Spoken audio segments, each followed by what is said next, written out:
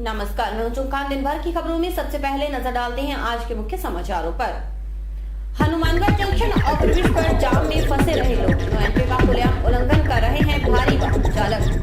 धोलीपाल में अंडरपास की मांग कलेक्टर से मिले ग्रामीण, अनशन और चक्काजाम की चेतावनी। नोहर के लोगों को पेयजल किल्लत से मिलेगी निजात, 20 करोड़ की जल परियोजना शुरू। जिला स्तरीय महिला शिक्षक खेलकूद प्रतियोगिता का आगाज, महिला शिक्षकों में है भारी उत्साह। अब समाचार विस्तार से। हनुमानगढ़ जंक्शन का ओवरब्रिज परेशानी का सबब बन चुका है। रोजाना कई बार जाम का सामना करना लोगों की पीड़ादायी है। सोमवार को भी ओवरब्रिज पर कई बार जाम लगी। पुलिस कर्मियों ने बमुश्किल जाम हटाने में सफलता हासिल की।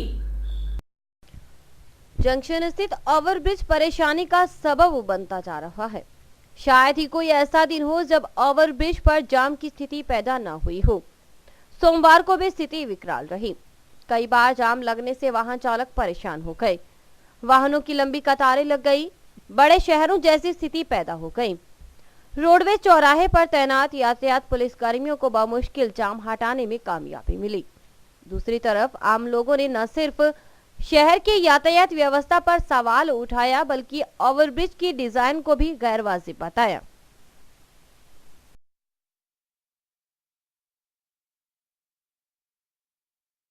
यहाँ पुलिस खड़ी रहती है और ये ट्रक चढ़ते रहते हैं। नो एंट्री में क्यों घुसने देते हैं? नीचे से डाइवर्ट करें, क्यों नहीं करें? या जो बाकी और बाईपास बने हुए हैं उन पे क्यों नहीं लेके जाते? ये तो उनको बाउंड करने की जरूरत है, गाइड करने की जरूरत है ना उनको। ये पुल से अक्सर जाम देखा है। अक्सर जाम होता है। एक दिन एक ट्राला पलट गया था, 3 घंटे के बाद में, कहीं बड़ी मुश्किल से हुआ। ये तो ठीक है, कोई एक्सीडेंट नहीं हुआ। क्या ये पुल सही बना हुआ है? पुल की डिजाइन ही गलत है।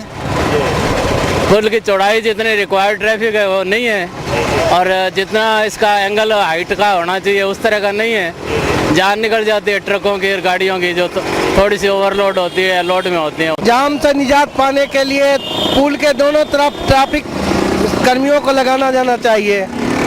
आए दिन में 2-2, 3-3 बार यहाँ जाम लग जाता है। आम आदमी पैदल चलने में भी बड़ी मुश्किल होती है। प्रशासन को इस तरफ ज़्यादा ध्यान देना चाहिए। पुल के दोनों तरफ अगर ड्यूटी लगाई जाए तो पुल के ऊपर जाम नहीं लगेगा। अभी क्या पुल ये सही बना हुआ है? आने जाने का रास्ता बिल्कुल गलत। दो साधन निकलने के बाद पुल पर पैदल चलने में दिक्कत होती है।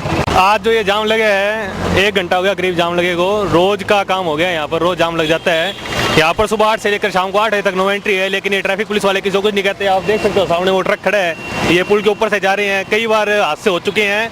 जो ट्रक है पुल के ऊपर चढ़ते होते हैं और रिवर्स मार जाते हैं ट्रक, जिसके कारण पहले भी एक बार पुल की रेलिंग टूट गई थी।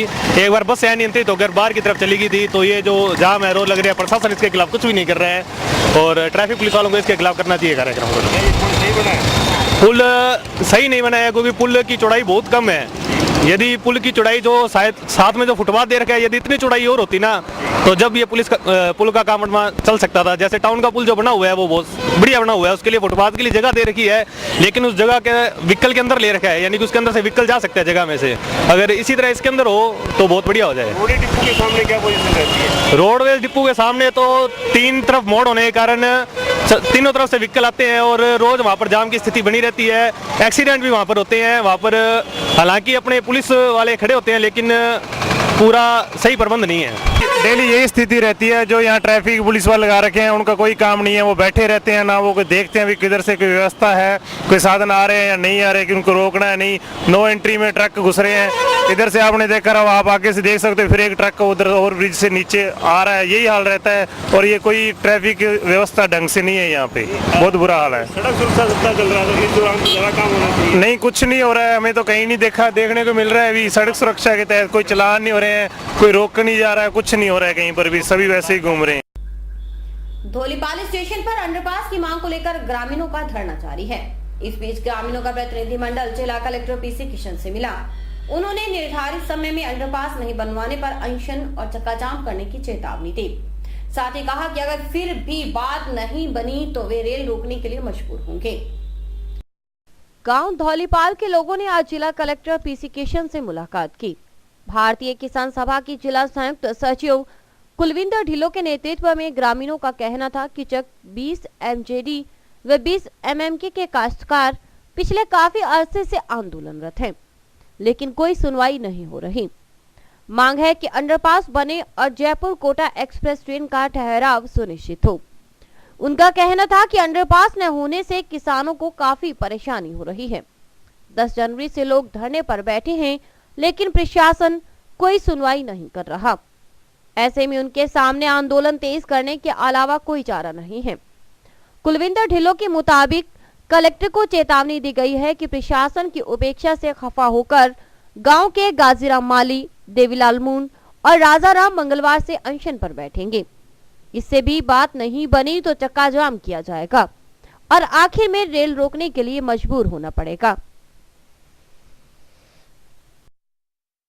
धौलीपाल से 20 एमजेडी को जो रोड जाती है उस पे अंडरपास बनाने की मांग को लेकर के हम कलेक्टर साहब से कई बार मिले और 12 दिन से धौलीपाल में अनिश्चितकाल धरना जारी है।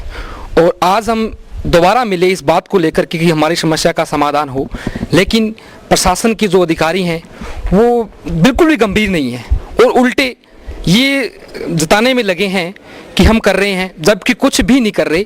और हम रोज स्वरूप आज ज्ञापन दिया इस बात का कि कल से हम आमरण अनशन पर बैठेंगे, उसके बाद भी समस्या का हल नहीं होता है तो हम चक्का जाम भी करेंगे और ट्रेन भी रोकेंगे। नौहर के लोगों के लिए अच्छी खबर है, अब उन्हें गर्मी के दिनों में पेयजल किल्लत का सामना नहीं करना पड़ेगा। विधायक अभिषेक मटोरिया ने करीब 20 करोड़ की जल परियोजना की थालड़का से शुरुआत की। आने वाले समय में कस्बे में पीने के पानी की कोई किल्लत नहीं रहेगी। थालड़का से नौहर तक डाली जाने वाली 20 इंची पाइपलाइन के कार्य का शुभारंभ विधायक अभिषेक मटोरिया ने किया। 19 करोड़ 37 लाख के इस योजना के पूर्ण होने पर शहर में पीने के पानी की समस्या दूर होगी। विधायक अभिषेक मटोरिया ने बताया कि पाइपलाइन थालड़का पंप हाउस से लेकर नौहर जलदाय विभाग की डिग्गियों तक डाली जाएगी। 27 किलोमीटर लंबी यह डीआई पाइपलाइन में लीकेज व जंग लगने की समस्या भी नहीं होगी। विधायक अभिषेक मटोरिया के अनुसार इस संपूर्ण योजना पर 19 करोड़ 37 लाख रुपए खर्च होंगे, जिसमें पाइपलाइन डालने के अलावा डिग्गी की सफाई, नई मोटर लगाना व पंप हाउस का जीर्णोद्धार करवाने का कार्य शामिल है। विधायक ने बताया कि पूर्व में डाली गई पाइपलाइन काफी पुरानी होने के कारण जीर्ण शीर्ण अवस्था में पहुंच गई थी, जिस कारण पर्याप्त पानी नहीं पहुंच पाता था। इससे कस्बे में अक्सर लोगों को पेयजल संकट का सामना करना पड़ता था। उन्होंने बताया कि 20 इंची नई पाइपलाइन डाली जाने से शहर में आपूर्ति के पर्याप्त पानी मिल सकेगा, जिस कारण लोगों को पेयजल संकट का सामना नहीं करना पड़ेगा। मटोरिया ने दावा किया कि वसुंधरा राज्य के नेतृत्व में नौहर में विकास कार्यों की नई इबारत लिखी जाएगी। योजना लगभग 20 करोड़ की योजना बनी है और उसमें लगभग 1.5 वर्ष का समय लिया जाएगा। इससे दोनों बढ़िया होगा, क्योंकि पहले जो पाइपलाइन थी उसमें आसपास के गांवों की आपूर्ति उसी से होती थी और शहरी भी उसी से होती थी, जिससे व्यवधान पैदा होता था, लीकेज बार बार होते थे। अपने जनता का, जनप्रतिनिधियों का और जो विभागीय अधिकारी है उनका सहयोग पूर्णतः अपेक्षित है, तभी ये जाके निश्चित समय अवधि में पूरी होगी। घोषणाएं करना बहुत आसान है, घोषणाएं बड़ी लंबी चौड़ी हो जाती है, पर क्रियान्वयन कब हो, कौन करे, और वो एग्जीक्यूशन सरकार की घोषणा का इम्प्लीमेंटेशन धरातल पर वो कार्य कब हो, इस बात से आम आदमी वाकिफ हो। इसलिए आज का कार्य शुरू किया गया। इसकी स्वीकृतियां जो बहुत तरह से पेंडिंग पड़ी थी, जो नहीं आ पाई, सरकार से परमिशन, पंप हाउस को भी जीर्णोद्धार करो कि मैं पंपिंग कैपेसिटी, सक्शन मशीन, ये जितनी भी चीजें भी पंप हाउस में लगे, ये पूरा को जीर्णोद्धार होगा। एक नैरो वाटर वर्क को एक टाइप मांगे चालू 20 करोड़ में निर्माण होगा और 50 रोज भाना तक शहर में पानी की दिक्कत ना हो। अठू पानी पूरा आपका पानी पूरा उगे बाद में अगर वितरण में कोई दिक्कत है तो आपने शहर की है, खटाई पाइपलाइन कोई या पाइपलाइन शहर की लीकेज है या कोई मोहल्लों को नुकसान है तो आपने शहर की व्यवस्था तो आपने करना दिया, पर कम अगर कहूँ तो पानी पूरा जाए। भीड़ भाड़ वाले क्षेत्रों में लोग तेज रफ्तार से वाहन चालन से गुरेज नहीं करते। ऐसे में हादसों को रोकना मुश्किल हो रहा है। अनियंत्रित होकर कार पलटने से एक युवक घायल हो गया। उसे तत्काल अस्पताल पहुंचाया गया, जहां उसका उपचार चल रहा है। हनुमानगढ़ जंक्शन स्थित गुरु हरिकृष्ण सीनियर सेकेंडरी स्कूल के सामने एक कार पलट गई। बताया जा रहा है कि दो युवक कार में सवार थे। कार की रफ्तार काफी तेज थी। युवक स्पीड को नियंत्रित नहीं कर पाया और कार डिवाइडर से जा भिड़ी। इससे एक मोटरसाइकिल सवार बाल बाल बच गया। हादसे के बाद घटनास्थल पर खून के छींटे बिखरे पड़े थे और कार बुरी तरह से क्षतिग्रस्त हो गई। उसके शीशे चकनाचूर हो गए थे। प्रत्यक्षदर्शियों के मुताबिक कार चालक युवक को घायल अवस्था में अस्पताल पहुंचाया गया, जहां उसका उपचार चल रहा है। वहीं मौके पर पहुंचे पुलिसकर्मियों ने कार्रवाई की। इधर से आ रहा था और उसको साइकिल वाले के बचाने के चक्कर में कार मतलब अनबैलेंस हो गई और मैं जब तक आया था वो निकाल के ले गए थे बाइक पे बिठा के। सर मैं जब आया था जब तक गिर गई थी, मैं इधर था, मोड़ से पहले था और उसको बाइक वाले बिठा के ले गए। ये भाई साहब गाड़ी हम आगे से आ रहे, सामने से गाड़ी आ रही थी, तो ये गाड़ी बहुत फास्ट थी, तो ये कंट्रोल खो गया बंदा, तो इसलिए पोल में लगी, नहीं तो हम लोगों को सबको मार देता। ये गाड़ी में दो लोग थे, हाँ दोनों लड़के थे, बहुत फास्ट गाड़ी आ रही थी। हाँ बिल्कुल श्योर गलती है, मानते नहीं है, 100 की 100% गलती है। समाचार अभी और भी देखते रहिए दिन भर की खबरें।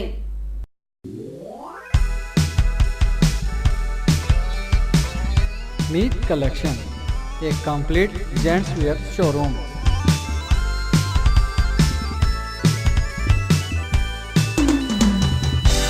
जहां पर आपको जेंट्स वेयर में रेडीमेड गारमेंट्स, इंपोर्टेड शूज, चप्पल आदि की भरपूर वैरायटी मिलेगी।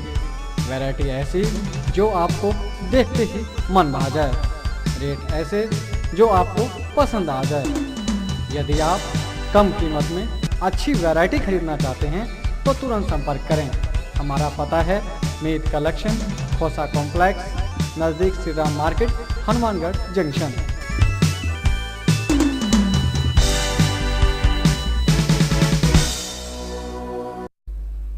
धान मंडी हनुमानगढ़ टाउन में पेड़ों के निर्माण में अमानक सामग्री का उपयोग हो रहा है।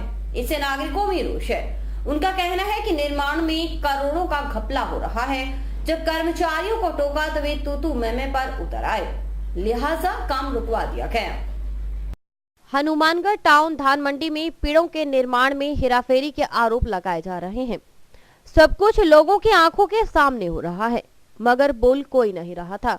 आखिरकार नागरिकों ने जुबान खोली और कर्मचारियों को आड़े हाथों लिया। आरोप है कि पेड़ों के निर्माण में अमानक सामग्री का उपयोग हो रहा है। निर्माण में नियमों को ताक पर रखा गया है। इस बीच मार्केटिंग बोर्ड का एक कर्मचारी मौके पर पहुंचा तो लोगों ने उसे खरी खरी सुनानी शुरू कर दी। इससे वह बिदक गया और तू मैं की स्थिति पैदा हो गई। तो आप ईमानदार हो? नहीं, मैं तो चोर हूँ, तू ईमानदार है? क्या काम हो रहा है? ये काम आपकी जिम्मेवारी नहीं बनती क्या काम की? कमाल हो गई यार, हाथी कर दिया आपने।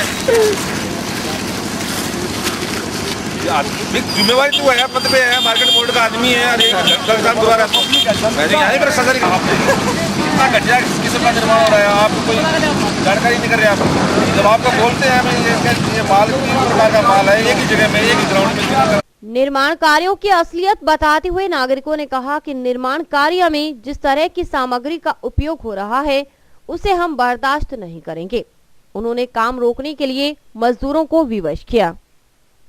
ये मार्केटिंग बोर्ड द्वारा जो काम करवाया जा रहा है, इसमें करोड़ों रुपए का बजट सरकार ने पास किया है पेड़ों के निर्माण के लिए। इसमें बहुत बड़ी धांधलेबाजी हुई है। इसमें अमानक सामग्री का प्रयोग किया गया है। नीचे जो रेता था, रेते की सफाई नहीं की, पानी की तराई नहीं की गई और जो भी मटेरियल सही तरीके का लगाना था वो उन्होंने द्वारा नहीं लगाया गया। हमने पहले भी इनको 4-5 दिन पहले भी अवगत कराया था भी ये मटेरियल सही लगाओ, फिर उन्होंने कोई सुनवाई नहीं की। मजबूरन हमें आज यह काम रुकवाना पड़ रहा है। आज हम लोग यहाँ आए, मौके पे काम को देखा तो पाया गया कि यहाँ बिल्कुल सूखा माल, सूखी जगह और कुछ भी माल के अंदर नए सीमेंट है, नए बजरी है और एकदम ग्रिड डाल रखी है। हमने यहाँ पे लोगों को, कर्मचारियों को कहा, मार्केट बोर्डों का ये जो काम है बिल्कुल घटिया काम है, इस तरह का काम क्यों करवा रहे हो आप? तो कहा हमारे को आदेश है, हम क्या कर सकते हैं? तो हमने कहा भी ऐसे ऐसे आदेश कैसे है? इतना भ्रष्ट काम हो रहा है, इतना करोड़ों रुपयों का बजट है, इस बजट को कैसे आप शोषण हो रहा है इस बजट का? अगर इस बजट का शोषण होगा तो यहाँ न तो इसका कोई नापतोल है, न कोई तरीके का सम्मान है और न इसका कोई पानी का भी ढाल नहीं है। पहले हमारे इसी ठेकेदार के द्वारा पहले सड़क बनी थी, उसका आज तक पानी है जो सड़क पे निकासी नहीं हुई है पानी की। इस तरह के पानी की निकासी भी सही तरीके से नहीं है और माल भी घटिया तरीके से है, ताकि हमारा कृषि उपज मंडी का बोर्ड न बनने के कारण हमारे को किसी तरह का तरीके का जान से आकर्षित नहीं करवाया जा रहा। अधिकारियों का यहाँ ठेका होने के कारण एक क्लास का ठेकेदार है, ताकि एक क्लास का ठेकेदार होने के कारण यहाँ के जो अधिकारी है, कर्मचारी है, उनके जो दबाव में आते हैं और कोई तरीके का काम नहीं होता है, सिर्फ कमीशन खोरी से मतलब है। या नहीं कोई अधिकारी यहाँ पे आता, देखो जिम्मेवारी समझता अपनी, आते हैं तो कभी लेट से आते हैं और अपना चले जाते हैं। तो घटिया स्तर का माल लग रहा था, कोई पानी नहीं डाल रहे थे। ठेकेदार को हमने कहा भी ये माल क्यों लग रहा है? ये तो हमें आदेश है भी इसकी सिर्फ लेवलिंग ठीक करनी है और इसके अलावा हमारे पास कोई काम नहीं है। तो हम चाहते हैं भी, हमारी मांग है भी ये माल बढ़िया लगे और ठेकेदार को पाबंद किया जाए या दूसरे ठेकेदार को ठेका दिया जाए, ताकि ये काम बढ़िया हो सके और मंडी का पैसा सही सदुपयोग से काम में आ सके, भ्रष्टाचार कम हो, लोगों को अच्छा फायदा मिले। दूसरी तरफ अधीक्षण अभियंता शंकरलाल ने स्वीकार किया कि मंडी में हो रहे निर्माण में घटिया सामग्री का उपयोग हो रहा था। उन्होंने इसकी जांच कर उचित कार्रवाई करने की बात की। एग्जिस्टिंग प्लेटफॉर्म पर सीमेंट कंक्रीट का काम चल रहा था, उसमें हमें ट्रेडर से शिकायत प्राप्त हुई और उसकी संबंधित अधिशासी अभियंता महोदय के साथ में आज जांच करी, इंस्पेक्शन किया। उसके बाद पाया कि प्लेन सीमेंट कंक्रीट का जो काम था उसमें प्रॉपर मिक्सिंग नहीं थी, ड्राई भी था, तो उसको साइड से हटवा दिया गया और कॉन्ट्रैक्टर को इंस्ट्रक्शन दिए गए कि भविष्य में इस प्रकार की लापरवाही नहीं बरते और प्रॉपर मिक्स डिजाइन के अनुसार सीमेंट कंक्रीट का काम कराने की निर्देश दिए गए एक्शन महोदय को और भविष्य में इस प्रकार की पुनरावृत्ति नहीं होगी और खराब मटेरियल को वहां से तुरंत साइड से हटवा भी दिया गया। ये 234 लाख रुपए का काम है जय बालाजी कंस्ट्रक्शन कंपनी के नाम से।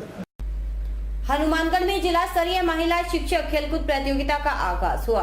पंचायत समिति प्रधान शिमला कस्वा ने इसका विधिवत उद्घाटन किया। खेल सिर्फ बच्चों अथवा युवाओं के लिए जरूरी नहीं है, अगर स्वस्थ रहना है तो सबके लिए उतना ही आवश्यक है।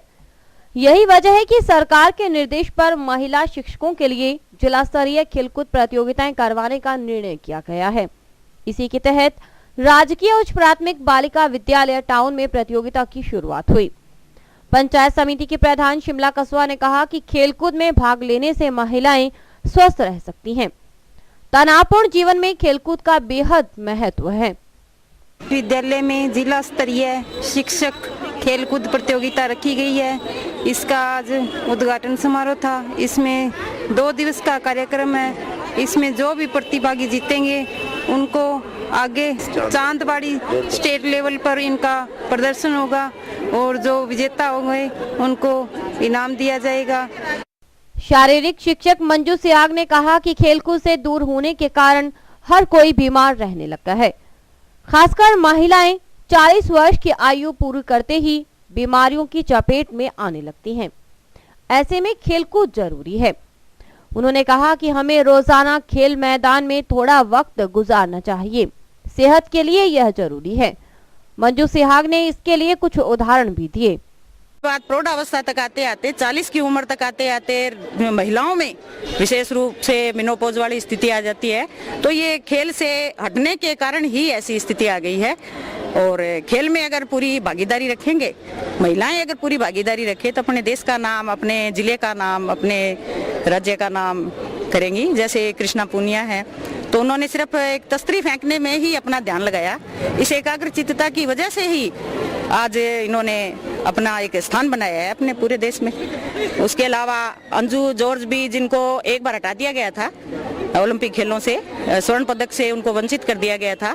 लेकिन जिन प्रतिभागियों ने नशा लेकर, ड्रग्स लेकर जिन्होंने खेला था, उनको पीछे ढकेलकर आज फिर वो स्वर्ण पदक की भागीदार बन गई हैं, तो ये बड़ी ही खुशी की बात है। और महिलाएं जो शिक्षा से विशेष रूप से जुड़ी हुई हैं, वो अगर बच्चों को प्राथमिक स्तर से ही शिक्षा दे, या सरकार भी ऐसे प्रयास करे कि प्राइमरी स्तर से ही इन खेलकूद को या स्वास्थ्य और शारीरिक शिक्षा को लागू कर दिया जाए, अनिवार्य कर दिया जाए।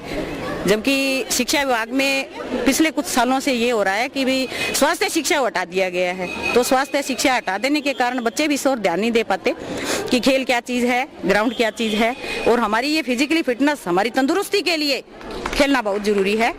और मैं यही प्रयास करूंगी कि भी हर बच्चा खेल से जुड़े, हर महिला खेल से जुड़े और अपने देश का, अपने राज्य का, अपने क्षेत्र का नाम रोशन करे।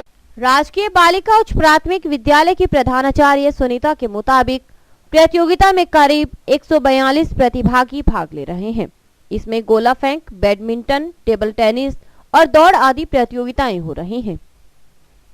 142 प्रतिनिधियों ने भाग लिए और इसमें हमें कुछ अलग तरह के कार्यक्रम करवाने, जैसे सांस्कृतिक कार्यक्रम, दौड़, गोला फेंक, 100 मीटर दौड़, 200 मीटर, 400 मीटर, बैडमिंटन और इसके अलावा टेबल टेनिस आदि खेल करवाए जाएंगे और विजेता प्रतिभागियों को स्टेट लेवल पर भेजा जाएगा। ब्लॉक शिक्षा अधिकारी तेजस सिंह गदराना ने कहा कि धीरे धीरे खेलकूद की तरफ लोगों का रुझान कम होता जा रहा है, जो ठीक नहीं। उन्होंने कहा कि हमें अपने स्तर पर इसे बढ़ावा देने की कोशिश करनी चाहिए। ये क्यों करवा रहे हैं? पिछले कई सालों से जो है स्कूलों में खेल कूद बिल्कुल बंद हो चुके हैं। ऐसी बात नहीं है कि बगैर पैसे के भी खेल कूद किए जा सकते हैं। हम कहते हैं कि फंड नहीं है, जहाँ इस प्रकार का बजट नहीं आता है। छोटे छोटे खेल, खासकर लड़कियों के स्कूलों में, जैसे रिंग है, रेस है और रस्सी कूदना है, ये बिल्कुल बंद हो चुके हैं हमारे स्कूलों में। यदि हम इस प्रकार का खेल करवाते हैं तो बच्चों का भी इसमें एक प्रकार का आकर्षण बना रहेगा। मैं ये कहना चाहूँगा आप सभी को, निवेदन है मेरा कि आप कम से कम सप्ताह में 2 दिन 7 में और 8 में कालांश में सभी बच्चों को फील्ड में लेके बैठ जाएं। बहुत बड़े खुले ग्राउंड है अपने स्कूलों में, कोई कमी नहीं है ग्राउंड की, किसी भी स्कूल में शहर को छोड़ के। आप वहाँ पर बैठें, सारा स्टाफ बैठे, आप खुद वहाँ खड़े हो जाएं। बच्चे, कोई जो 100 मीटर की रेस लगा रही है बच्ची, कोई खेल कूद कर रही है, रिंग कितना खर्च आता है, रिंग उसको खरीद के दे दो। SFG का 12,000 रुपया हम भेजते हैं आए साल, उसमें से 500-700 का यदि सामान खरीदा जाता है। लेकिन आपकी विल पावर होनी चाहिए। इसमें यह नहीं है भी शारीरिक शिक्षा की खेल कूद करवाएगा। खास बात है कि स्कूल में ग्रामीण परिवेश में गीत गाकर अतिथियों का स्वागत किया गया। महिलाओं ने ढोल की धुन पर दरी पर बैठकर गीत गाए।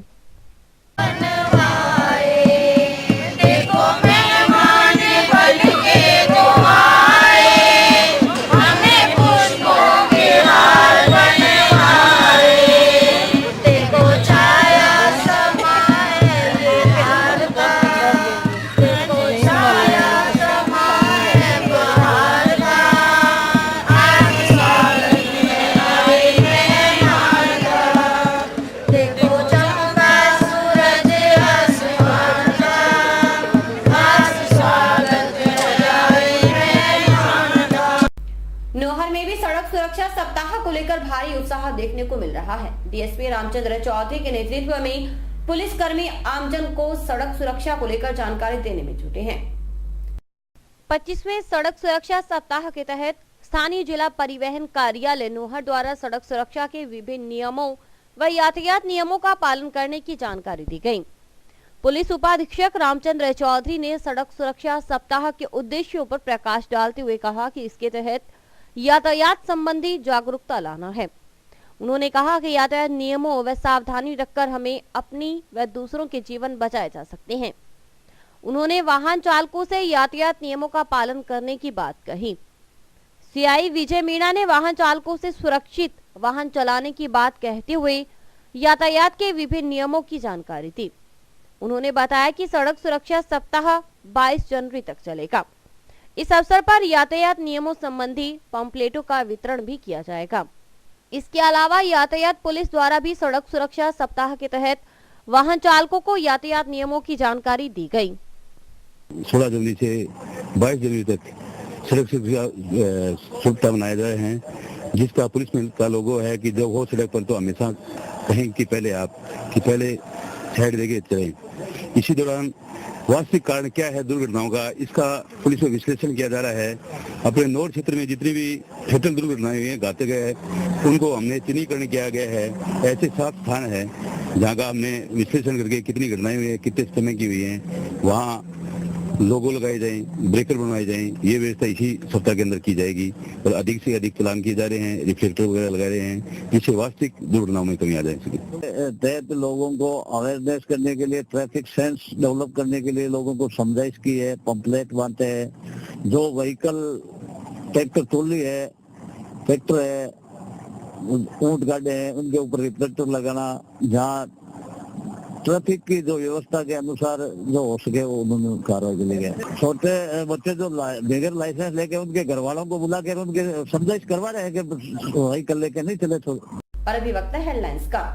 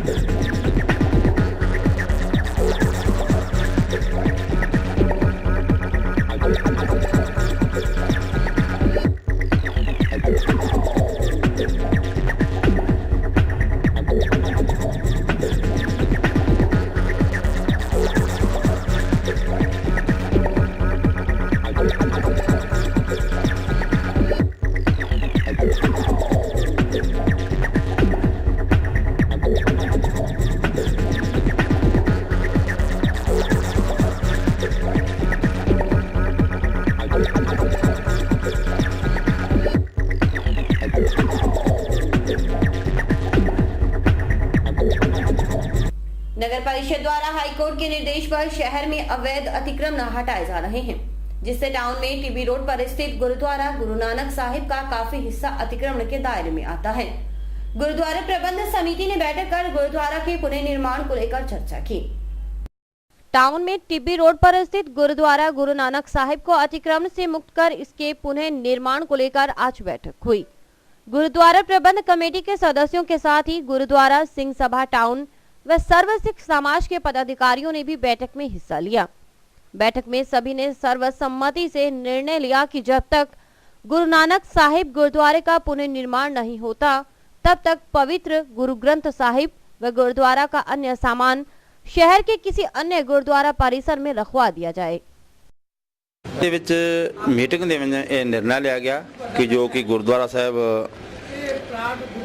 ਟਿੱਬੀ ਰੋਡ ਤੇ ਹੈ, ਉਹ ਤਕਰੀਬਨ ਉਹਦਾ ਸਾਰਾ ਹੀ ਜੋ ਸੜਕ ਦੇ ਵਿੱਚ ਆ ਗਿਆ ਹੈ, ਉਹ ਗੁਰਦੁਆਰਾ ਸਾਹਿਬ ਨੂੰ ਹਟਾਉਣ ਦੇ ਮੁਤਾਬਕ ਇੱਥੋਂ ਦੇ ਪਾਰਸ਼ਦ ਭਾਟੀ ਸਾਹਿਬ, ਦਵਿੰਦਰ ਜੀ ਪਾਰਿਕ, ਹੋਰ ਵੀ ਗੁਰੂ ਕੀ ਸੰਗਤਾਂ ਇਕੱਤਰ ਹੋਈਆਂ। ਆਖਰ ਨਿਰਣਾ ਇਹੀ ਲਿਆ ਗਿਆ ਇੱਕ ਵਾਰੀ ਇਹ ਗੁਰਦੁਆਰਾ ਸਾਹਿਬ ਦਾ ਸਮਾਨ ਜੋ ਗੁਰੂ ਮਹਾਰਾਜ ਦੇ ਸਰੂਪ ਹਨ, ਜੋ ਵੀ ਸਮਾਨ ਹੈ ਕਿਸੇ ਦੂਸਰੇ ਗੁਰਦੁਆਰਾ ਸਾਹਿਬ ਵਿੱਚ ਰੱਖਿਆ ਜਾਵੇ ਤੇ ਗੁਰਦੁਆਰਾ ਸਾਹਿਬ ਵਾਸਤੇ ਨਵੀਂ ਜਗ੍ਹਾ ਲੈ ਕੇ ਨਵੀਂ ਇਮਾਰਤ ਬਣਾਈ ਜਾਵੇ ਅਤੇ ਸੀਰੀਗਰ ਸਮਾਜ ਦਾ ਔਰ ਦੂਜੇ ਸਾਰੇ ਲੋਕਾਂ ਦਾ ਸਹਿਯੋਗ ਇਸ ਦਿਨ ਗੁਰਦੁਆਰਾ ਪ੍ਰਬੰਧਕ ਕਮੇਟੀ ਸਿੰਘ ਸਭਾ ਵਾਲੇ, ਪ੍ਰੇਮ ਨਗਰ ਵਾਲੇ, ਸੋ ਸਾਰੀ संगत ने यही निर्णय लिया है कि सारी संगत पूर्ण सहयोग देवेगी। तो टिब्बी रोड पे अन्य जो मकान ध्वस्त हुए हैं, दुकानें ध्वस्त हुई है, तो ये गुरुद्वारा साहब का पवित्र स्थान है, वो भी बताते हैं अतिक्रमण के हिसाब से है। तो इसको पूरा समाज और पूरे शहर के नागरिक चाहते हैं कि किसी अच्छी जगह पे ये स्थानांतरित हो जाए। तो प्रशासन से भी हमारी मांग है कि धर्म की जगह के लिए कहीं कोई स्थान में उपलब्ध कराया जाए और पूरा समाज भी मिलजुल के हम किसी अच्छे स्थान पर इस गुरुद्वारा साहब को स्थानांतरित। गुरुद्वारा श्री गुरु नानक साहिब में आज गुरु गोविंद सिंह जी का प्रकाश पर्व उत्साह के साथ मनाया गया। पर्व को लेकर सिख साध संगत में काफी उत्साह था। दिन भर गुरुद्वारे में श्रद्धालुओं की भीड़ रही। टाउन स्थित श्री गुरु नानक साहिब में सिखों के 10वें गुरु गुरु गोविंद सिंह जी के प्रकाश पर्व पर अखंड पाठों के भोग डाले गए। गुरुद्वारा में 18 जनवरी को अखंड पाठ प्रकाश किए गए थे। पर्व को लेकर सिख साध संगत में काफी उत्साह देखा गया। श्रद्धालुओं ने गुरु ग्रंथ साहिब के समक्ष मत्था टेक सुख समृद्धि की कामना की। इस अवसर पर दीवान सजाए गए, जिसमें बाहर से आए हुए रागी डाडी जत्थों ने गुरु की महिमा का बखान कर साध संगत को निहाल किया। इस अवसर पर गुरु का अटूट लंगर भी बरताया गया। गुरुद्वारा गुरु नानक साहिब टिब्बी रोड स्थित शिकलीगढ़ मोहल्ला समस्त निवासियों ने आज श्री गुरु गोविंद सिंह जी महाराज जी के 347वें प्रकाश दिवस की खुशी में बहुत बड़ा प्रोग्राम रखा, जिसमें श्री अखंड पाठ साहिब जी का भोग डाला गया। उपरांत कीर्तन दीवान व लंगर का प्रोग्राम रखा गया, जिसमें समस्त कमेटियों ने पहुंच करके सहयोग किया और बड़ी धूमधाम से संगत ने पहुंच करके गुरु का कीर्तन सुना व लंगर छक के सतगुरु पातशाह जी से खुशियां प्राप्त की। श्री अन्नपूर्णा आध्यात्मिक सेवा समिति बसंत पंचमी पर करेगी सरस्वती पूजा। सरस्वती पूजा महोत्सव के आयोजन को सफल बनाने के लिए समिति सदस्यों ने बैठक पर तैयारियों की चर्चा की। 3 दिवसीय महोत्सव का आगाज 3 फरवरी को भव्य कलश यात्रा के साथ होगा। श्री अन्नपूर्णा आध्यात्मिक सेवा समिति की बैठक जंक्शन स्थित दुर्गा मंदिर धर्मशाला में संपन्न हुई। बैठक की अध्यक्षता दुर्गा प्रसाद शर्मा ने की। बैठक में समिति द्वारा बसंत पंचमी पर दूसरा विशाल सरस्वती पूजा महोत्सव करवाने का निर्णय पारित किया गया, जिसके तहत 3 फरवरी को प्रातः 9:15 बजे कलश यात्रा व शोभा यात्रा का आयोजन किया जाएगा, जो ITI कॉलोनी जय हनुमान मंदिर से आरंभ होकर बाजार के मुख्य मार्गों से होती हुई शिव कुटिया में संपन्न होगी। 4 फरवरी को सुबह 11 बजे मूर्ति अनावरण का कार्यक्रम होगा व रात्रि को विशाल जागरण किया जाएगा। 5 फरवरी को सुबह हवन यज्ञ से सरस्वती पूजा का समापन होगा और दोपहर में मूर्ति विसर्जन का कार्यक्रम होगा। बैठक में समिति उपाध्यक्ष बलदेव दास ने बताया कि इस विशाल महोत्सव में भटनेर युवा मंच, यूथ पावर सोसाइटी, युवा सिंधी संघ ने अपना पूर्ण योगदान दे रही है। सरस्वती पूजा का दूसरा महोत्सव मनाने के संबंध में तैयारियों में चर्चा की गई। चर्चा कर कार्यक्रम को अंतिम रूप दिया गया, जिसके तहत दिनांक 3 फरवरी 2014 को कलश यात्रा होगी और तदुपरांत मूर्तियों का अनावरण होगा अगले दिन, और इसके अगले होने के बाद रात को जागरण होगा और 5 तारीख को मूर्तियों का विसर्जन होगा। ये कार्यक्रम श्री आध्यात्मिक सेवा समिति की ओर से रहेगा। और इसी के साथ समाचार समाप्त हुए। रोजाना देखते रहिए समाचार। नमस्कार।